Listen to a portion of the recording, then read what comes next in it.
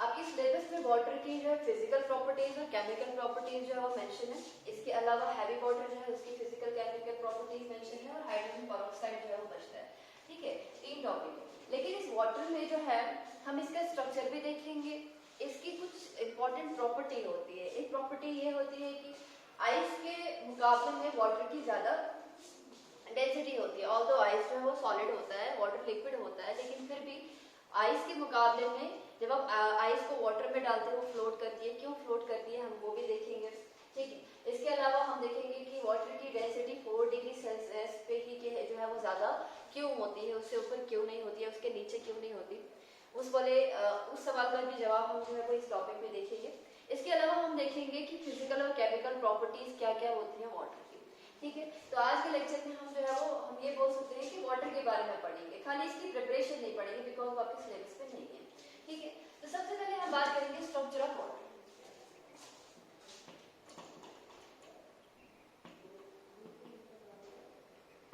अब सबको पता है दैट वाटर का जो है वो बेड स्ट्रक्चर होता है। ठीक है, इसमें क्या होता है, एक ऑक्सीजन बीच में होता है और जो हाइड्रोजन होते हैं वो इस तरह से प्रेजेंट होते हैं और एक ऑक्सीजन के ऊपर जो है वो 2 लोन पेयर ऑफ इलेक्ट्रॉन्स होते हैं। ठीक है, जो आपका ऑक्सीजन होता है एक्चुअली क्या होता है कि इस केस में जो होता है जो आपका वाटर होता है जब वो कोवलेंट बॉन्ड बनाता है 2 हाइड्रोजन के साथ। ठीक है, तो जो ऑक्सीजन होता है उसके इर्द गिर्द जो है वो 4 इलेक्ट्रॉन पेयर्स होते हैं। एक इलेक्ट्रॉन पेयर ये आएगा, दूसरा इलेक्ट्रॉन पेयर ये आएगा, तीसरा ये होता है, चौथा ये होता है। जब 4 इलेक्ट्रॉन पेयर होते हैं तो एक्सपेक्टेड था कि इसकी जो शेप होनी चाहिए थी वो होनी चाहिए थी टेट्राहेड्रल। 4 रिप्रेजेंट ही करता है टेट्राहेड्रल को। ठीक है, लेकिन चूंकि यहाँ पर ये जो 2 हैं ये आपके बॉन्ड पेयर्स नहीं है बल्कि लोन पेयर्स है, तो जिसकी वजह से आपने पढ़ा होगा वेस्पर थ्योरी में क्लास 11th में ही केमिकल बॉन्डिंग में। ठीक है, वहां पर ये बोलते हैं कि जब आपके पास लोन पेयर होते हैं उनके बीच में ज्यादा रिपल्शन होती है as compare to lone pair bond pair, और बॉन्ड पेयर में क्या होती है, कम रिपल्शन होती है, लेकिन रिपल्शन होती है। ठीक है, अब हम ये बोलते हैं कि टेट्राहेड्रल में जो आपका बॉन्ड एंगल होता है वो होता है 109.5 डिग्री।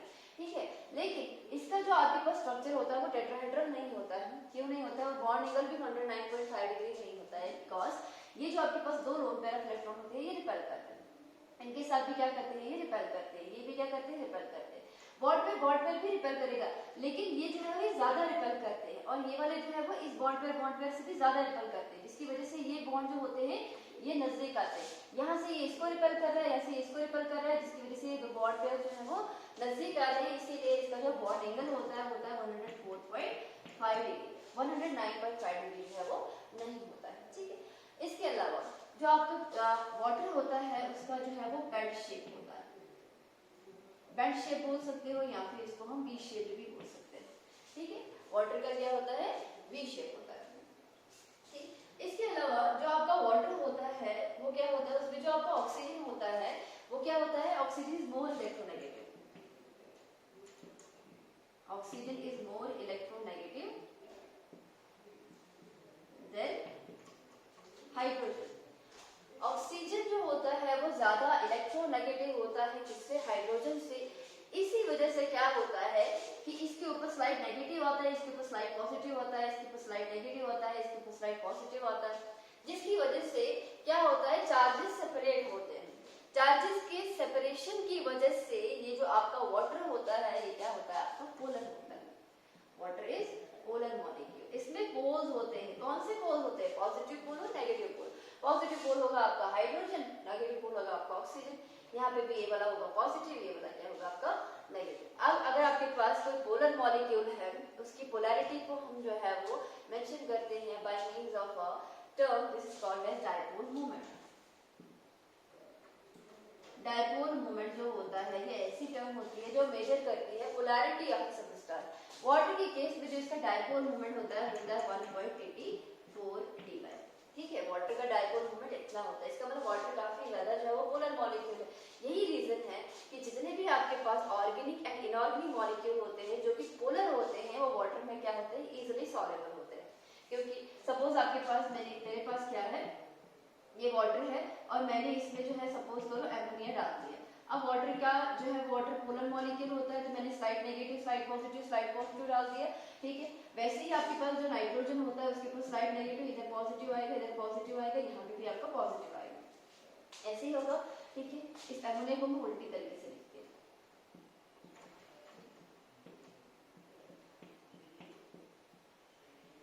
और जो आपका ऑक्सीजन जो है वाटर का, वो इसके पॉजिटिव पार्ट को जो है वो अपनी तरफ क्या करेगा, अट्रैक्ट करेगा। तो ये क्या करेगा, हाइड्रोजन को अपनी तरफ अट्रैक्ट करेगा bye means of bond carbon hydrogen bond. यही रीजन होता है कि बहुत सारे जो पोलर मॉलिक्यूल होते हैं वो वाटर में जो है वो क्या करते हैं, आसानी से सॉल्युबल होते हैं, बिकॉज वाटर उनको क्या करता है, अट्रैक्ट करता है, ठीक है। तो यही रीजन होता है कि जो वाटर होता है वो यूनिवर्सल सॉल्वेंट होता है, ठीक है। तो ये था आपके पास वाटर के स्ट्रक्चर के बारे में थोड़ी सी इंफॉर्मेशन क्या है कि इसका बैंड स्ट्रक्चर होता है, इसका एंगल जो है 104.5 डिग्री होता है, इसमें जो है ये जो आपका वाटर मॉलिक्यूल होता है पोलर होता है, डायपोल मोमेंट इसका 1.84 होता है, और उसमें काफी सारे पोलर मॉलिक्यूल जो है वो आसानी से सॉल्वेंट होते हैं, ठीक है।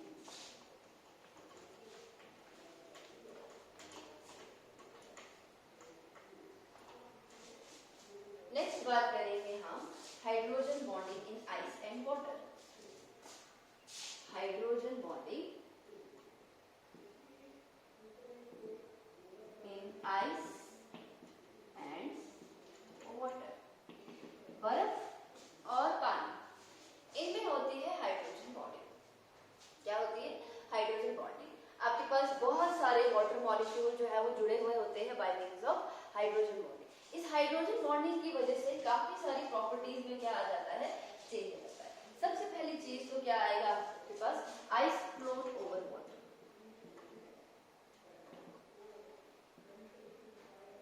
आइस जो होती है वो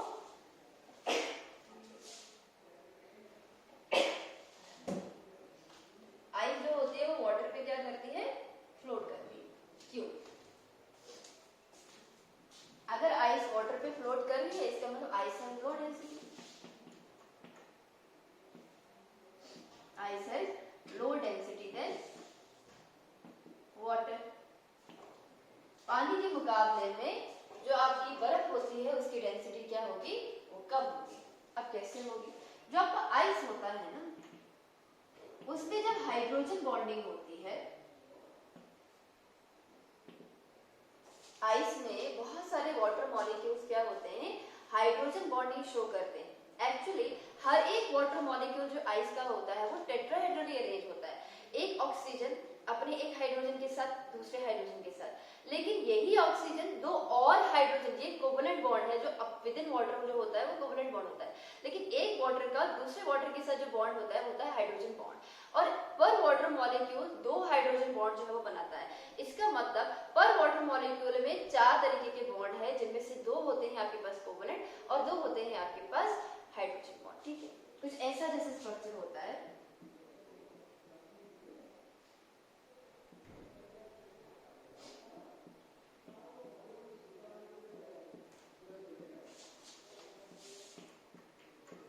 ये मैंने वाटर मॉलिक्यूल देखे हैं, ठीक है, बेड शेप बनाया हुआ है मैंने, एक वाटर मॉलिक्यूल, दूसरा, तीसरा और चौथा। अब इसका जो ये वाटर मॉलिक्यूल होता है, एक वाटर मॉलिक्यूल, ये इसके हाइड्रोजन के साथ हाइड्रोजन बॉन्ड बनाएगा, ये इसके हाइड्रोजन के साथ हाइड्रोजन बॉन्ड बनाएगा। वैसे ही ये वाले जो है, ये जो है आपके पास किसी दूसरे हाइड्रोजन के साथ हाइड्रोजन बॉन्ड बनाएगा, यहाँ वाले के साथ हाइड्रोजन बॉन्ड बनाएगा। वैसे ही इस केस में क्या होगा आपके पास, यहाँ पे किसी दूसरे के साथ हाइड्रोजन बॉन्ड बनाएगा, ये वाला किसी दूसरे के साथ यहाँ पे हाइड्रोजन बॉन्ड बनाएगा। ये वाला जो है सपोज इसके साथ इसने हाइड्रोजन बॉन्ड बनाया हुआ है, या किसी और के साथ भी जो है ये हाइड्रोजन बॉन्ड जो है वो बना सकता है, ठीक है। तो इस तरह से क्या होता है आपके पास, ये जो आपके पास हाइड्रोजन बॉन्ड होते हैं ये बनते हैं किसमें, वाटर में, आइस में, सॉरी, ठीक है।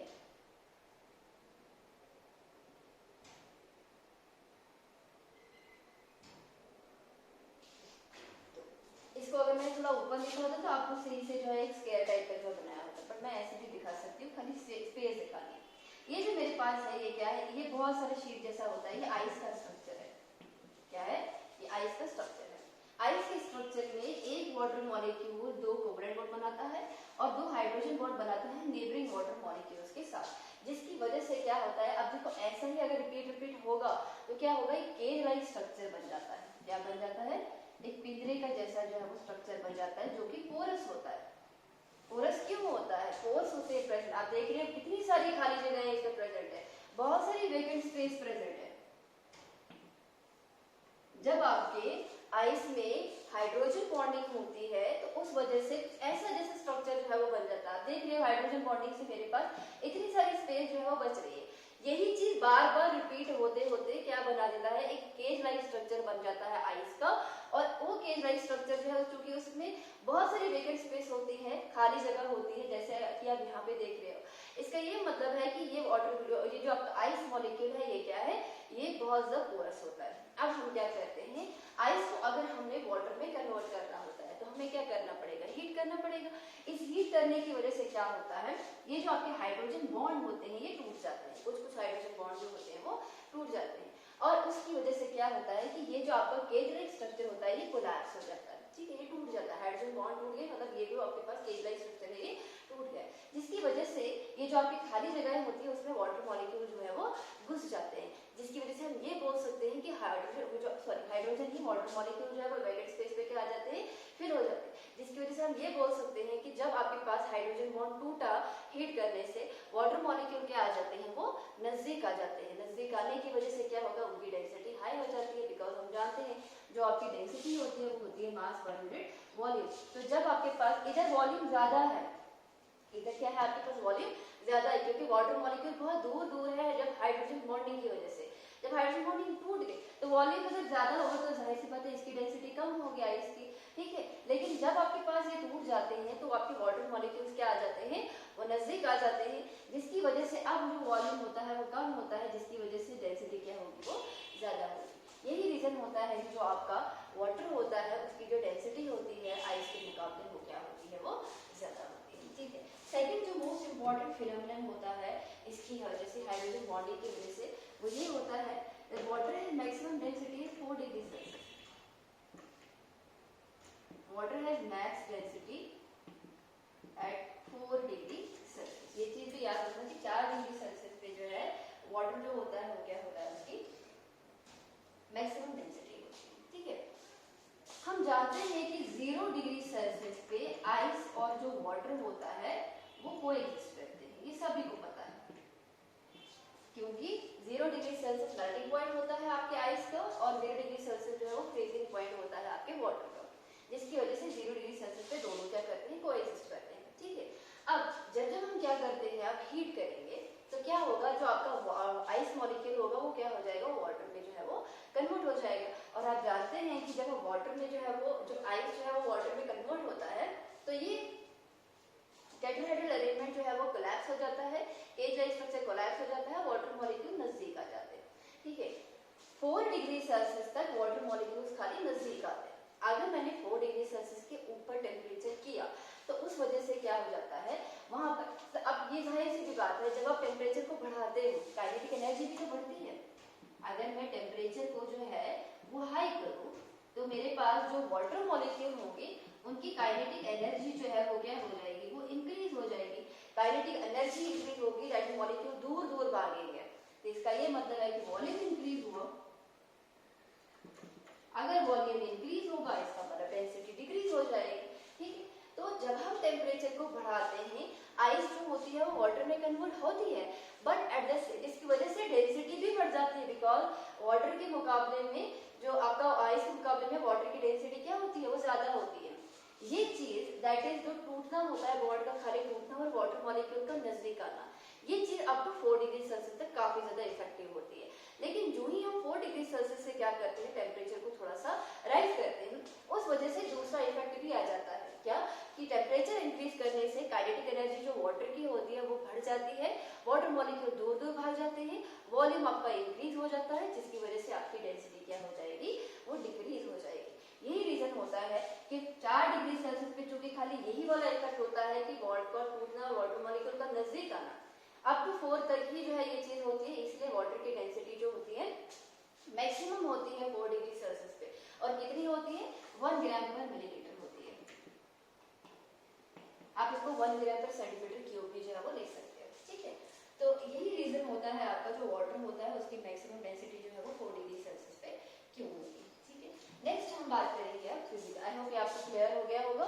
जो आपका आइस होता है उसकी डेंसिटी वाटर से क्यों होती है, because of cage like structure, ये 4 बॉन्ड बनाता है, काफी सारी वेकेट स्पेसेस होती है।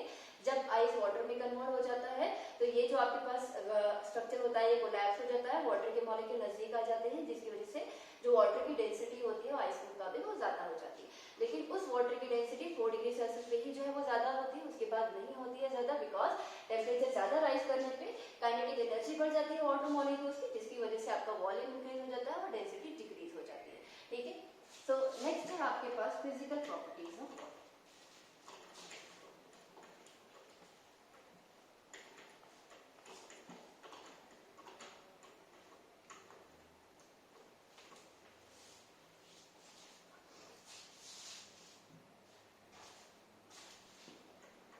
Physical properties of water. Water की फिजिकल प्रॉपर्टीज के बारे में सबसे पहली चीज तो जो वाटर होता है वो एक लिक्विड होता है। वाटर इज अ लिक्विड, सभी को पता है। It's freezing point is 273.2 Kelvin and boiling point is 373.2 Kelvin। आप चाहो तो यहाँ पर 0 डिग्री सेल्सियस लगा सकते हो, यहाँ पे 100 डिग्री सेल्सियस जो है वो लगा सकते हो। जो आपका वाटर होता है वो एक लिक्विड होता है जिसका फ्रीजिंग पॉइंट 273.2 और 0 डिग्री होता है, सेल्सियस होता है, और आपका बॉइलिंग पॉइंट 100 डिग्री सेल्सियस, यहाँ पे 373.2 केल्विन होता है। वाटर की मैक्सिमम डेंसिटी जो है वो कहाँ पे होती है? Water has maximum density at 277 kelvin और 4 डिग्री सेल्सियस। और कितनी होती है? होती है 1 ग्राम पर मिलीलीटर। ठीक है, आप इसको जो है वो 1 ग्राम पर सेंटीमीटर क्यूब भी कर सकते हैं, मैंने आपको ऑलरेडी बता दिया। उसके बाद नंबर 3 है आपके पास हाइड्रोजन। वाटर में क्या होता है आपके पास? Water undergoes hydrogen bonding. Water undergoes hydrogen bonding. Intermolecular hydrogen bonding होती है किसमें?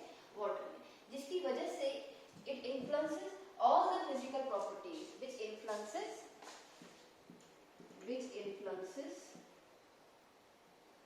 all the physical properties of water, all the physical properties of water। Water liquid form में है, क्यों है?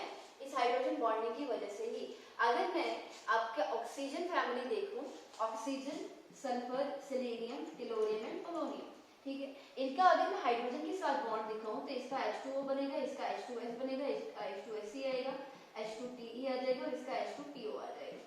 ये सभी जो होती हैं वाटर के अलावा ये सब गैसेस होते हैं। ऑक्सीजन फैमिली में जो आपके पास ऑक्सीजन फैमिली का हाइड्राइड होता है, ये सब हाइड्राइड्स है, ठीक है, ये सारे जो होते हैं ये गैस होते हैं except water. Why so? Because water जो होता है उस पर स्ट्रॉन्ग फोर्स ऑफ अट्रैक्शन होती है, दैट इज हाइड्रोजन बॉन्डिंग, जिसकी वजह से वाटर के मॉलिक्यूल नजदीक होते हैं और उनकी जो स्टेट होती है वो गैस नहीं होती बल्कि लिक्विड फॉर्म में होती है। ठीक है, तो कौन कौन सी फिजिकल प्रॉपर्टीज आ जाएंगी? आपका स्टेट आ जाएगा, हीट ऑफ फ्यूजन आ जाएगा, मेल्टिंग पॉइंट आ जाएगा, बॉइलिंग पॉइंट आ जाएगा। कौन कौन सी फिजिकल प्रॉपर्टीज आ जाएगा? सपोज आपके पास स्टेट है, हीट ऑफ फ्यूजन है, उसके बाद हीट ऑफ वेपोराइजेशन है, उसके बाद आपका बॉइलिंग पॉइंट है, मेल्टिंग पॉइंट भी ले सकते हैं। ठीक है, नेक्स्ट है आपके पास number 4, water is polar molecule. Water is polar molecule. इसके पोल्स होते हैं, जिसकी वजह से बहुत सारे जो पोलर मॉलिक्यूल होते हैं वो क्या होते हैं? वाटर सॉल्युबल होते हैं और organic and inorganic molecules which are polar in nature which are polar in nature are water soluble. पानी में आसानी से क्या होते हैं, वो डिसॉल्व होते हैं. Therefore water is regarded as universal solvent. Therefore water is regarded as universal solvent. ठीक है, ये कुछ फिजिकल प्रॉपर्टीज थी वाटर की. ठीक, कि वाटर आपका लिक्विड होता है, फ्रीजिंग पॉइंट, मेल्टिंग पॉइंट कितना होता है, इसके बाद इसका मैक्सिमम डेंसिटी किस टेम्परेचर पे होती है, फिर वाटर में हाइड्रोजन बॉन्डिंग होती है जिसकी वजह से क्या क्या इसमें चेंजेस आती है, और लास्ट हमने बोला कि पोलर मॉलिक्यूल होने की वजह से जितने भी आपके पोलर सब्सटेंसेस होते हैं वो इसमें जो है वो आसानी से जो है वो सॉल्युबल होते हैं या डिसॉल्व होते हैं. That is the reason that water is regarded as universal solvent.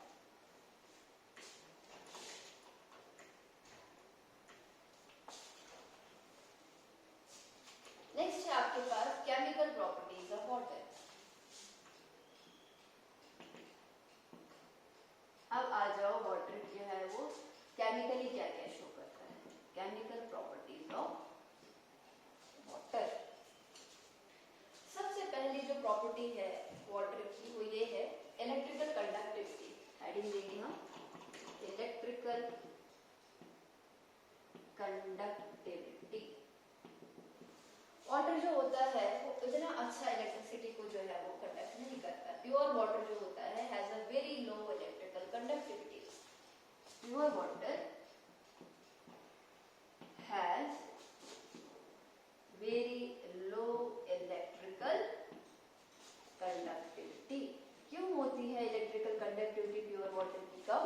Because आपका वाटर होता है प्योर वाटर वो एक वीक इलेक्ट्रोलाइट होता है जिसकी वजह से उसमें जो आयनाइजेशन होती है वो कम होती है. आप यहाँ पे लिख भी सकते हो due to small ionisation.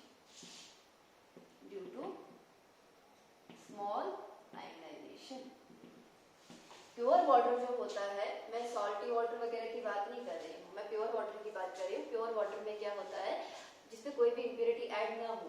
Pure water में जो है वो आयंस उतने ज्यादा नहीं बनते. आयंस ज्यादा नहीं बनने की वजह से आयंस का फॉर्मेशन ज्यादा नहीं होगा जिसकी वजह से आयंस की मूवमेंट नहीं होगी जिसकी वजह से इलेक्ट्रिसिटी चार्ज कैरियर्स नहीं बनेंगे तो आपके पास जो है वो इलेक्ट्रिसिटी भी जो है वो कम कंडक्ट होगी. ठीक है, क्योंकि यहाँ पर क्या होते हैं आपके पास ये जो आपका वाटर होता है इसमें कम आयनाइजेशन होती है. आपने शायद इक्विलिब्रियम में भी पढ़ा था, मैंने पढ़ा था आपको आयनिक प्रोडक्ट ऑफ वाटर. मैंने बोला था जो आपका वाटर होता है, ठीक है, वाटर से जो है आपके पास क्या बनता है H3O पॉजिटिव आयन बनता है और आपके पास क्या बनता है OH नेगेटिव आयन बनता है. आपके पास वाटर प्लस वाटर जो होता है ये वाला H इसको देगा तो आपके पास बनेगा H3O पॉजिटिव आयन और प्लस बनता है आपके पास OH नेगेटिव आयन. इसको हम डबल हाइड्रोजन से रिप्रेजेंट करते हैं because this reaction is reversible in nature. ठीक है, ये आपके पास लिक्विड फॉर्म है, ये भी आपके पास लिक्विड फॉर्म है. यहाँ पर जो Kw होता है मतलब 1.0 into 10⁻⁻40 मोल्स के पर litre square. This is ionic product of water. ठीक है, आयनिक प्रोडक्ट ऑफ वाटर क्या होता है इसकी कॉन्सेंट्रेशन मल्टीप्लाइड बाय इसकी कॉन्सेंट्रेशन. सिंपल. और जो आपका 25 डिग्री सेल्सियस होता है उसमें आपके ये एक्चुअली जो है वो रूम टेम्परेचर पे जो है इसकी वैल्यू होती है. तो इनकी जो आपकी कॉन्सेंट्रेशन होती है रेस्पेक्टिव होती है 1 into 10⁻⁻7 मोल पर लीटर होती है. जब आप टेम्परेचर को लेकर बढ़ाते हो तो जो आपके आयन होते हैं वो ज्यादा प्रोड्यूस होगी. दैट इज आपके आयनिक प्रोडक्ट ऑफ वाटर की जो वैल्यू होती है वो भी चेंज होती है जब आप टेम्परेचर को बढ़ाते हैं. एक्चुअली बढ़ती है जब आप टेम्परेचर को बढ़ाते हो.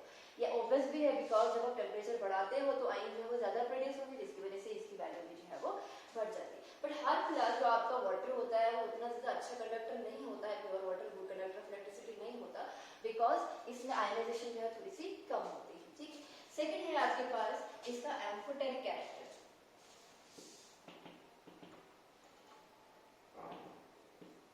एम्फोटेरिक जो आपका वाटर होता है it is amphoteric in nature. Amphoteric का मतलब होता है it acts both acid as well base.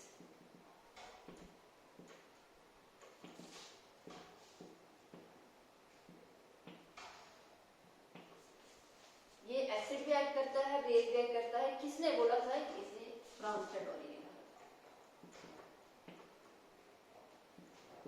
Suppose मैं अगर इसको HCl के साथ जो है वो वाटर को जो है वो ट्रीट करूं तो मेरे पास क्या बनेगा? H इसको देता है Cl नेगेटिव बनेगा प्लस H3O पॉजिटिव आयन बनेगा.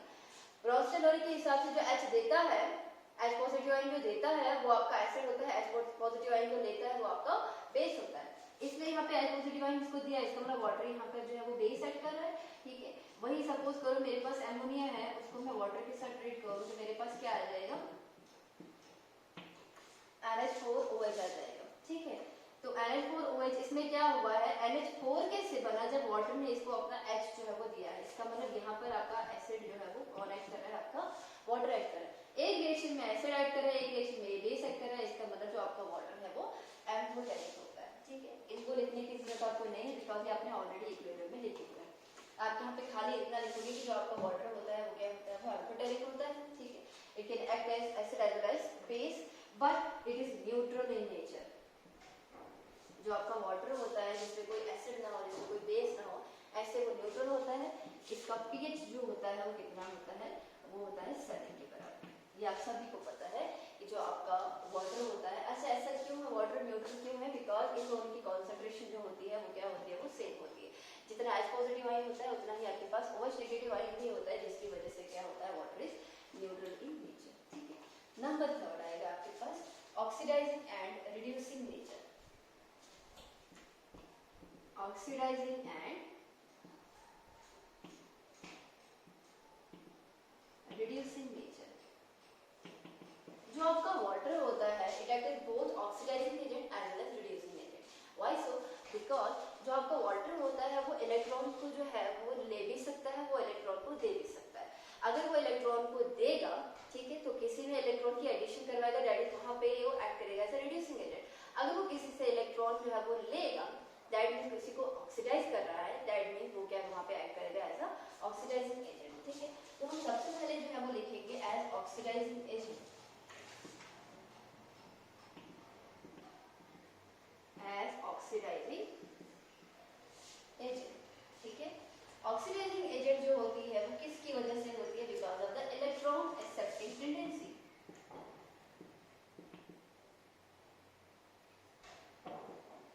वाटर जो होता है वो इलेक्ट्रॉन को जो है वो एक्सेप्ट कर सकता है, दैट इज कहीं से इलेक्ट्रॉन को लेगा, दैट इज कहीं पे लॉस ऑफ इलेक्ट्रॉन होगा, किसी को ऑक्सीडाइज करवाएगा। तो इलेक्ट्रॉन एक्सेप्टिंग टेंडेंसी की वजह से जो आपका वाटर होता है वो अच्छा ऑक्सीडाइजिंग एजेंट होता है।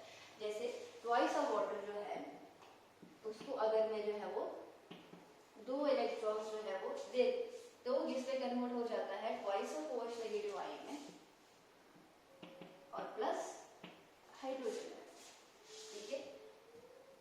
सपोज इसी में एक एग्जांपल हम लेते हैं, ट्वाइस ऑफ वाटर जो है उसको अगर हम जो है वो सोडियम के साथ रिएक्ट करवाएं तो आपके पास बनेगा NaOH और प्लस आपके पास क्या बनेगा, हाइड्रोजन गैस जो है वो प्रोड्यूस होगी, ठीक है।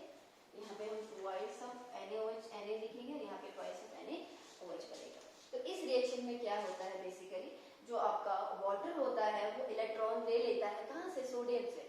सोडियम को जो है वो ऑक्सीडाइज करवा रहा है, ठीक है। और इसी तरह से जैसे ऊपर वाली रिएक्शन आई है वैसे ही मैंने जो है नीचे वाली रिएक्शन लिखी है, दैट इज Na से इसने जो है वो Na पॉजिटिव जो है वो बनाया है, 2 Na से 2 Na पॉजिटिव बनाए हैं, वो यहाँ से OH नेगेटिव के साथ मिलकर क्या बना रहा है आपके पास, सोडियम हाइड्रोक्साइड, आपके पास क्या बन रही है, और हाइड्रोजन गैस रिलीज हो रही है, ठीक है। तो ये जो रिएक्शन इसने अभी दिखाई वो किस वजह से दिखाई, क्योंकि ये इलेक्ट्रॉन को एक्सेप्ट कर रहा था, कहाँ से, सोडियम से, यानी सोडियम को इसने क्या किया, ऑक्सीडाइज किया, ठीक है। अब नेक्स्ट हम लिखते हैं as reducing agent, as reducing agent. Water एक अच्छा रिड्यूसिंग एजेंट भी होता है, वो क्यों होता है, because of its electron releasing tendency.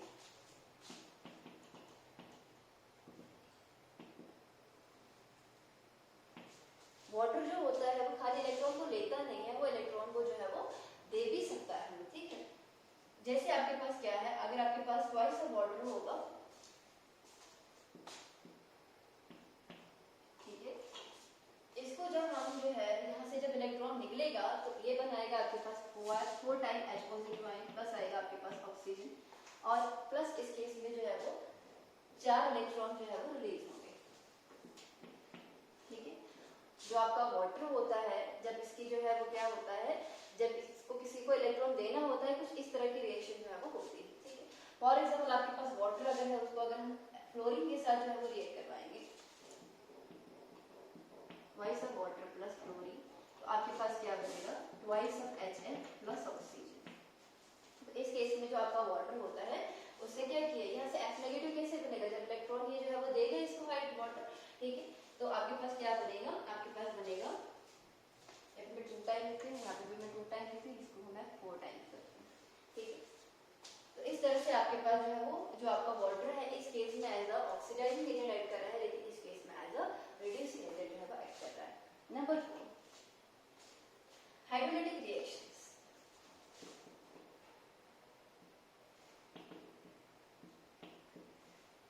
जो आपका वाटर होता है वो बहुत सारे हाइड्रोलाइसिस रिएक्शन शो करता है, ऑक्साइड के साथ, कार्बाइड के साथ, फॉस्फाइड के साथ, ठीक है, हाइड्राइड्स के साथ, काफी सारे जितने भी आपके पास मॉलिक्यूल्स होते हैं उन सब की हाइड्रोलाइसिस से जो है आपके पास डिफरेंट तरीके के कंपाउंड्स जो है कंपाउंड बाय प्रोडक्ट जो है वो बन सकते हैं। सपोज आपके पास है, अगर मेरे पास ऑक्साइड होगा, कैल्शियम ऑक्साइड को मैं वाटर के साथ रिएक्ट करवाऊं तो मेरे पास क्या बनेगा, हाइड्रोलाइसिस रिएक्शन होगी, वाटर की रिएक्शन के साथ होगी, तो मेरे पास बनेगा कैल्शियम हाइड्रोक्साइड।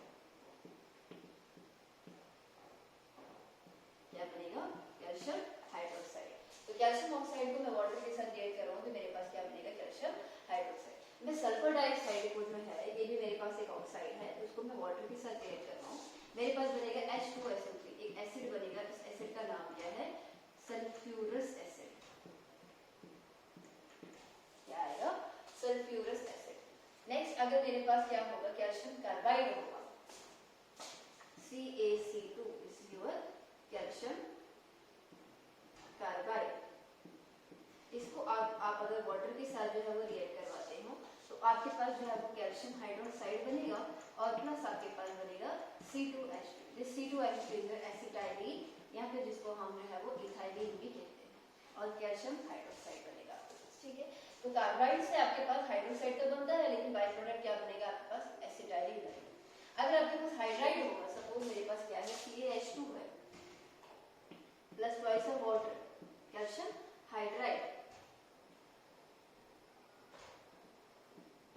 तो आपके पास जो है वो कैल्शियम हाइड्रोक्साइड तो बनेगा, लेकिन साथ में आपके पास क्या बनेगा, हाइड्रोजन गैस जो होती है वो प्रोड्यूस होती है, ठीक है।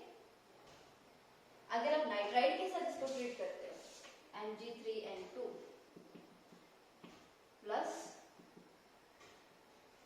वाटर, तो यहाँ पे MgOH2 that is magnesium hydroxide बनेगा, खाली आपके साथ अब नाइट्रोजन जो है वो वाटर के साथ क्या हमने बनाया। अगर मेरे पास जो है सपोज करो फॉस्फाइड होगा, CH3P2, उसको अगर मैं वाटर के साथ रिएक्ट कर रहा हूँ तो मेरे पास जो है वो कैल्शियम हाइड्रोक्साइड बनेगा और यहाँ पर PH3 फॉस्फीन गैस जो है वो बनेगी, ठीक है। यहाँ पर हम जो है वो 6 टाइम्स करेंगे, इधर आपके पास 3 टाइम्स आएगा, ये 2 टाइम्स आएगा, इधर भी आप 6 टाइम्स करेंगे, यहाँ पे 3 टाइम्स बनेगा और 2 टाइम्स बनेगा। जिसको PH3 का नाम नहीं पता वहाँ पे मैं लिख रही हूँ फॉस्फीन, काफी पॉइजनस गैस होती है।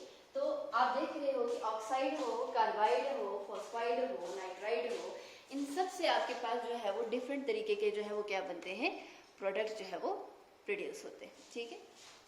नेक्स्ट जो लास्ट रिएक्शन है हमारे पास वो है हाइड्रेशन या फिर फॉर्मेशन ऑफ हाइड्रेट्स।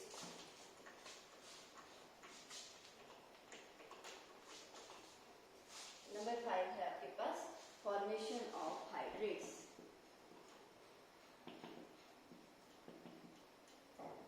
बहुत सारे सॉल्ट्स जिनको हम जब प्रिपेयर करते हैं वाटर से, वाटर में इनका एक्वस सॉल्यूशन है जिसको हम क्रिस्टलाइज वगैरह जब करते हैं तो उनमें जो वाटर होता है उनके क्रिस्टल लैटिस में चला जाता है, which act as a water of hydration. For example आपके पास है कॉपर सल्फेट, इसकी क्रिस्टल साइड्स में जो है वो 5 टाइम्स वाटर प्रेजेंट होता है। आपके पास है बेरियम फ्लोराइड, वहाँ पे 2 टाइम्स वाटर जो है वो प्रेजेंट होता है। इसी तरह बहुत सारे ऐसे सॉल्ट्स होते हैं जिनको जब हम प्रिपेयर करते हैं, उनका एक्वस सॉल्यूशन जब हम जो है वो फूल वगैरह क्रिस्टलाइज करते हैं तो क्या होता है, जो वाटर होता है उनके क्रिस्टल साइड्स में जो particular number, specific number of water molecule उनके क्रिस्टल साइड में जो है वो रहता है, ठीक है। और उन सॉल्ट को हम कहते हैं हाइड्रेटेड सॉल्ट, और एग्जांपल मैंने आपको आगे दे दिया, ठीक है। तो ये थी आपके पास कुछ केमिकल प्रॉपर्टीज वाटर की। नेक्स्ट है आपके पास physical and chemical properties of high water, उसको हम